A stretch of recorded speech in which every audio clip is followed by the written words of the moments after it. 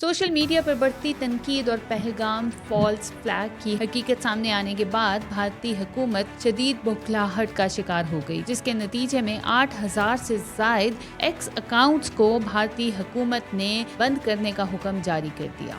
मुतासरा accounts में बैनुल-अक़वामी media इदारे, नुमायां सहाफ़ी, सोशल मीडिया एक्टिविस्ट और इंसानी हकूक़ के कारकुन शामिल हैं। एक्स इंतज़ामिया ने इस इक़दाम को आज़ादी इज़हार राय पर खुला हमला करार दिया है। कंपनी के मुताबिक अगर उनके मुलाजमीन ने भारतीय हुकूमत के अहकामात पर अमल नहीं किया तो उनके मुलाजमीन को कैद और भारी जुर्मानों का सामना करना पड़ेगा सज़ा की सूरत में। एक्स की जानिब से जारी बयान में कहा गया है कि ज़्यादातर केसेस में भारतीय हुकूमत ने अकाउंट्स के मुबैना कानूनी खिलाफ वर्जी के कोई सबूत फराहम नहीं किए और ना ही ये वाज़ेह किया कि किन पोस्ट ने कानूनी तौर पर खिलाफ वर्जी की है और उनके मालिकीन के अकाउंट्स को बंद किया गया है।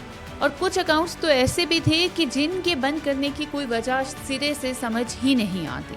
ट्विटर इंतज़ामिया ने कहा है कि वो तमाम कानूनी रास्ते इख्तियार कर रही है और मुतासरा सार्फिन को भी अदालत से रुजू करने की तरकीब दे रही है।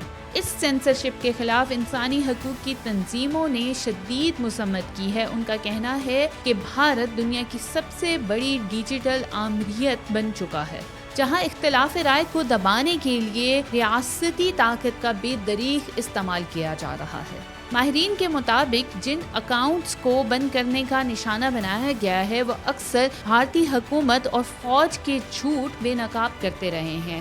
खास तौर पर पहलगाम वाक़ये से मुतल्लिक जिसे फॉल्स फ्लैग करार दिया जा रहा है, यही सच मोदी हुकूमत बर्दाश्त नहीं कर पा रही है। इस तमाम सूरत हाल ने भारत की सबसे बड़ी जमहूरियत होने के दावे पर संगीन सवालात उठा दिए हैं और दुनिया के सामने इसका असल चेहरा बेनकाब कर दिया है।